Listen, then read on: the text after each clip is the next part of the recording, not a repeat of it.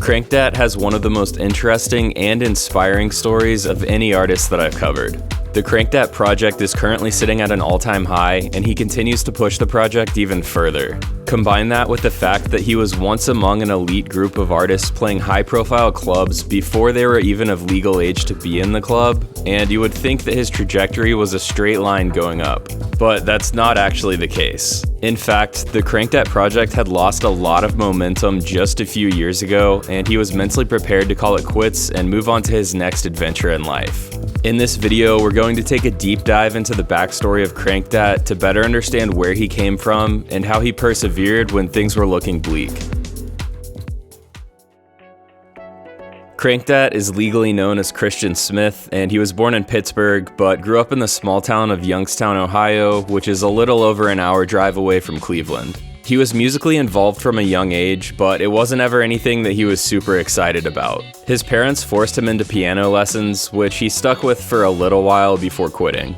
He quit when he was in middle school, and his parents agreed to let him quit as long as he picked up something else, so he started to play the trumpet, which he also didn't enjoy very much. With the rest of his free time, he would play a lot of video games, and he even made some Lego stop-motion videos. This played a role in his love for animation, which he picked up later in life and currently incorporates into the Crankdat project, but we'll talk more about that later. He also enjoyed drawing as a kid, and he was good at school and cared about making good grades. As for his taste in music growing up, he liked a lot of mainstream rap like Young Money Records, Drake, Tyga, and Lil Wayne, but T-Pain was his all-time favorite. His love for hip-hop got him interested in making beats, but he didn't know how it was done or what software was needed, so he didn't get into producing right away. By his freshman year of high school, he joined the cross-country team, and soon after became interested in throwing events after being encouraged by an older friend who competed in those same events. Somewhere around this time, he started to discover mainstream dance music, like David Guetta's 2009 album, One Love.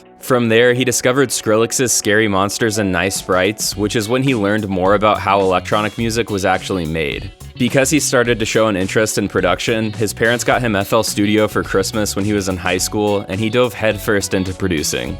And just to be clear, he did switch to Ableton at some point later on, though I don't know exactly when that happened. He had a few aliases before Crankdat, but he has never actually disclosed what they were called.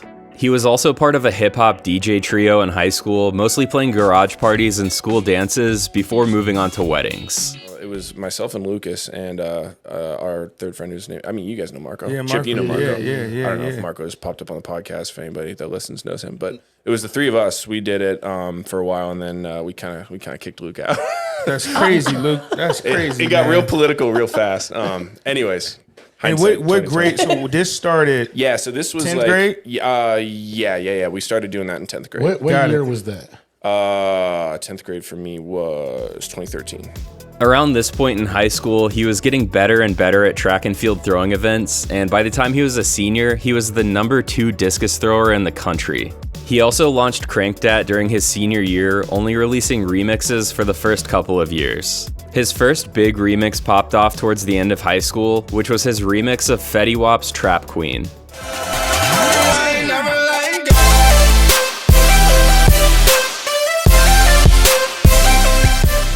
A Viner uploaded like a Vine with that song like in the background. It was like a little skit type thing.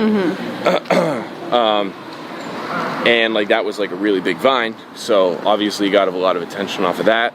The YouTube channel Trap City picked it up and uploaded it again when it was still like in its really early stages, but nevertheless like I think all those things sort of like working together like very organically was just part of the process that like made it start to like really go off.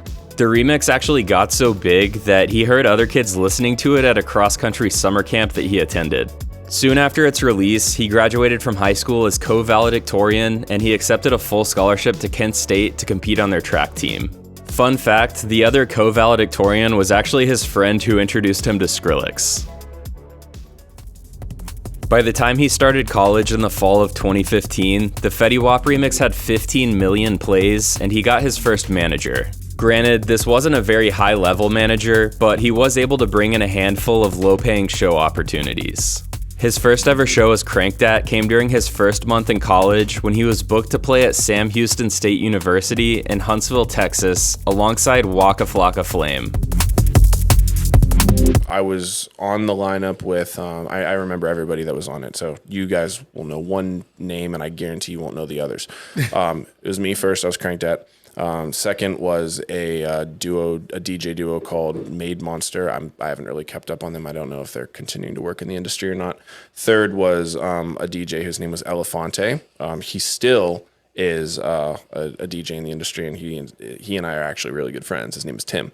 And fourth, the headliner was Waka Flocka. So, there we go. Yes, sir. So again, we're talking, like it's that college, like sort of weird, like in between, I mean, Waka was doing like EDM shit at the time. He was into it.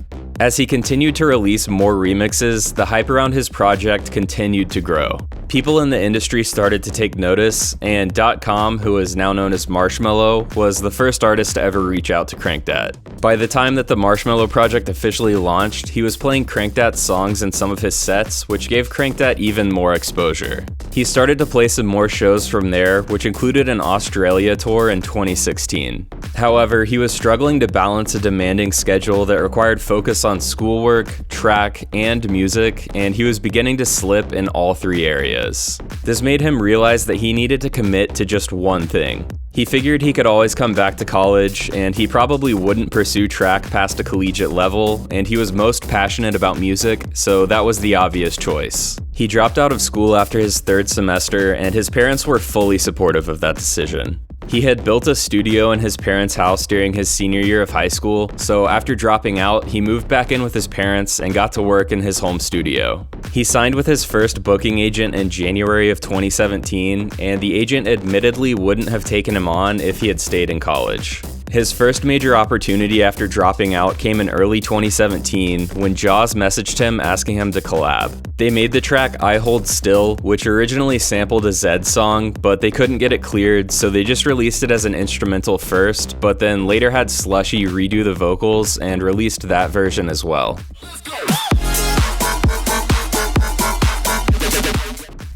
Soon after, he released his first solo single, Dollars.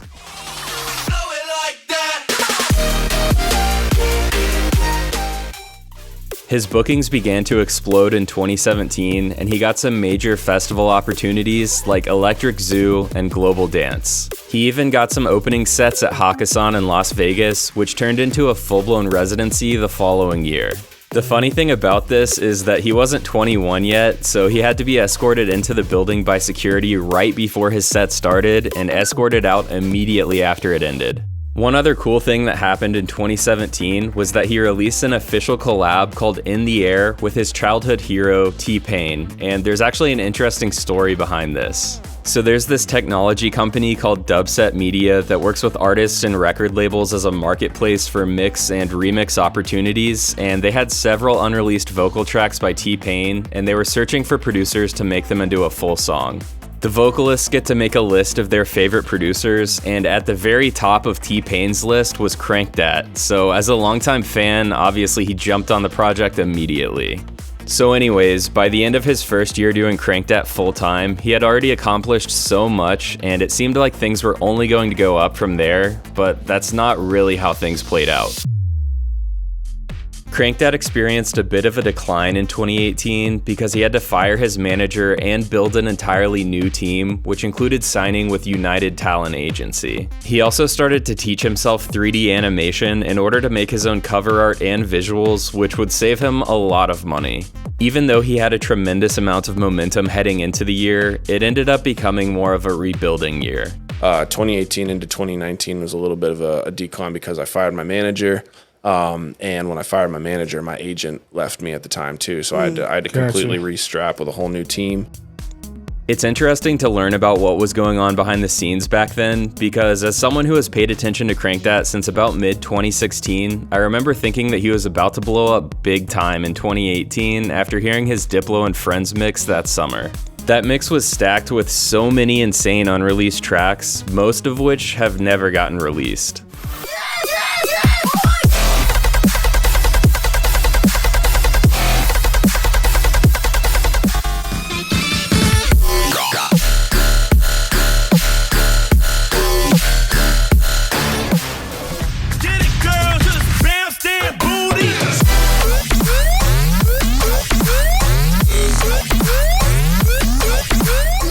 So a quick little story time. I used to be an Uber driver in Los Angeles back then, and one night I was driving some guys to a gesture show, and we were all talking about artists that we thought would blow up soon, and every single one of us agreed that Crankdat was about to be playing main stages everywhere. They also highly praised that Diplo and Friends mix that I was talking about, and with that many crazy unreleased tracks, there's no way that he wouldn't blow up. But it turns out that we were wrong about that, partially due to not understanding what was going on behind the scenes. He actually wouldn't blow up the way that we thought he would for 5 more years after that, but we'll get there in a bit. Regardless of 2018 being a rebuilding year for Crankdat, he was still receiving a ton of support from some of the biggest DJs in the world and had some major releases like Let Me See You with Ghastly, Wobble with Tisoki, and Kneel Before Me with Slander. On top of that, he had his Hakkasan residency that year, plus a back-to-back with Dirty Audio at EDC, and plenty of other shows. So just to be clear, it's not like the project fizzled out in 2018, the momentum just became a little stagnant. Moving into 2019, the Crankdat project began to find its footing once again, and his Hakkasan residency was renewed for another year. That spring, he released his first ever EP, Gear World Volume 1, which showcased the next era of Crankdat and was followed by the Gear World Tour.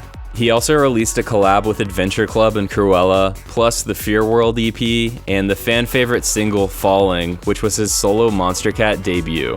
He played a ton of shows that year, plus a few festivals, so things were seemingly going well.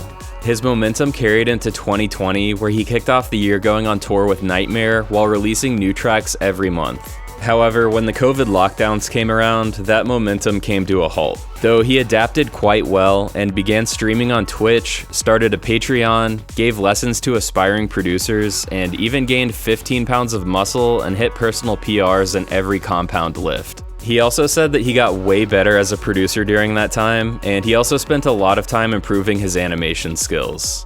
By the summer of 2021, he was back to playing a handful of shows, a total of 7 for that year.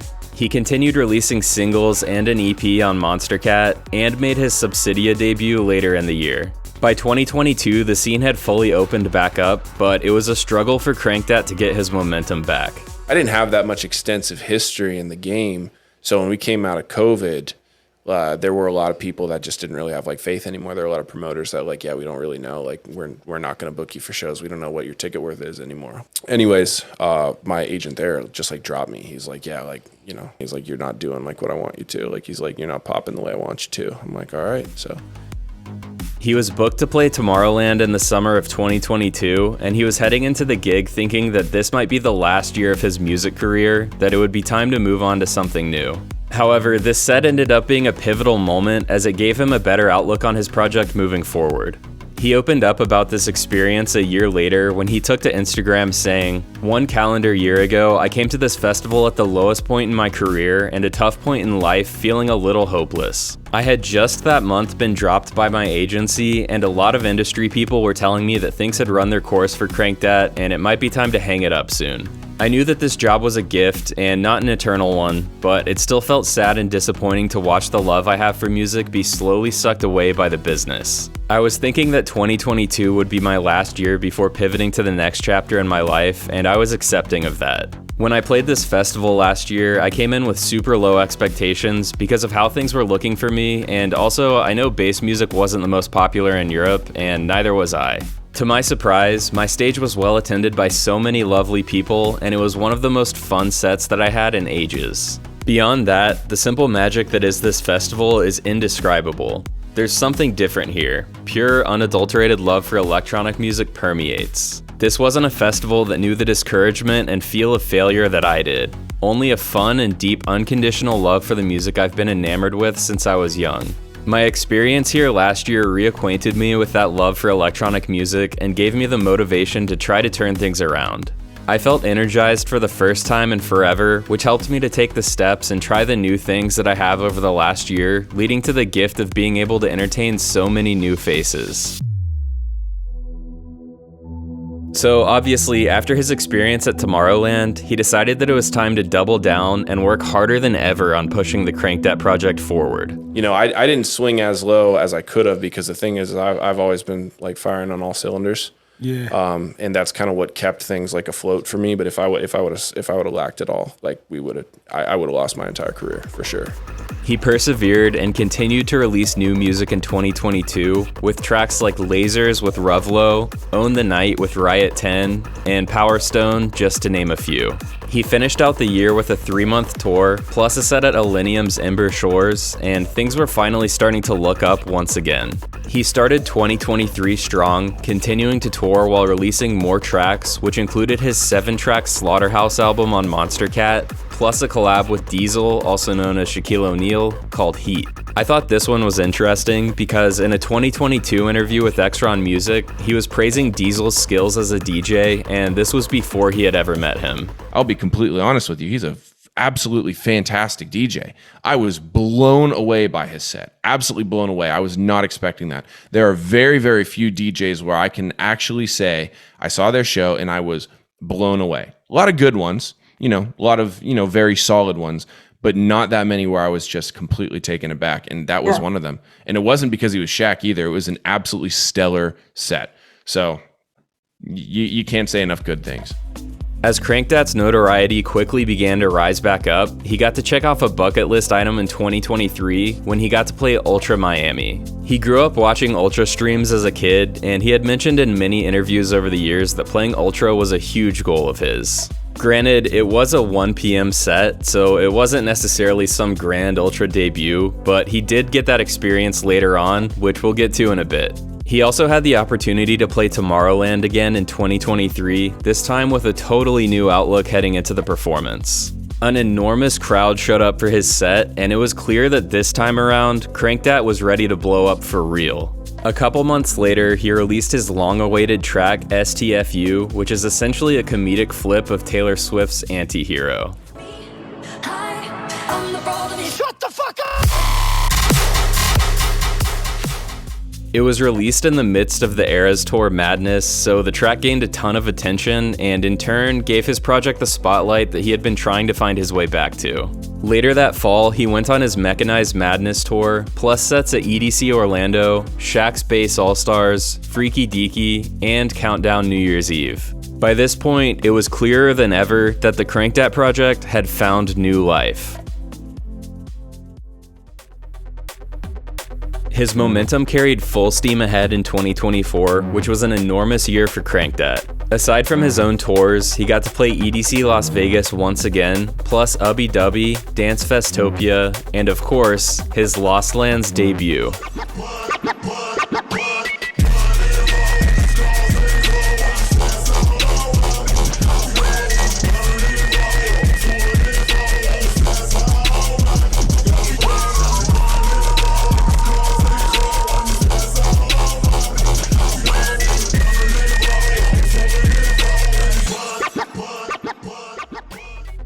He also released tracks with 2 different legends that year, Big Bang with DJ Snake and Open the Pit with Juicy J.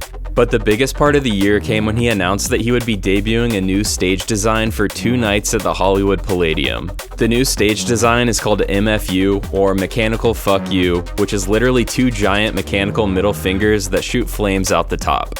It had been a goal of his for 8 years to headline the Hollywood Palladium, but moving 4,000 hard tickets is no easy feat. He somehow made it look easy though, as he sold not 4,000, but 8,000 hard tickets for back-to-back sold-out nights. This was a huge check off the bucket list for him, but he was about to check off another big one in 2025. So far in 2025, Crankdat has had a busy touring schedule, which included a set at EDC Mexico, plus a surprise appearance at Coachella, and he also released his first single of the year in March called Whiplash, featuring Sophie. Only 2 weeks after its release, he accomplished a major goal that he had dreamed of ever since he was a little kid: a night slot at Ultra Miami. He had a massive turnout for his set, and the energy he showed during the performance made it very clear that this was somebody who had been dreaming of this day for a very, very long time. He even went on to say that this was the best weekend of his entire life. Hold up.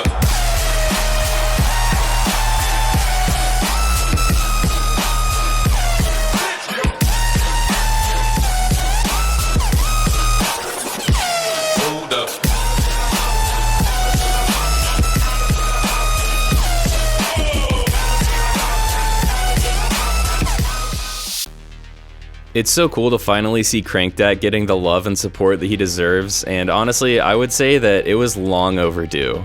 He definitely has one of the most inspiring stories of any artist that I've covered because his success wasn't linear by any means.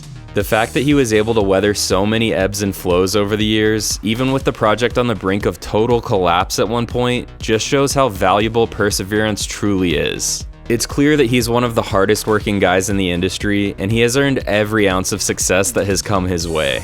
And the crazy thing is, it feels like he's just getting started, and I cannot wait to see the new heights he elevates the projects to moving forward.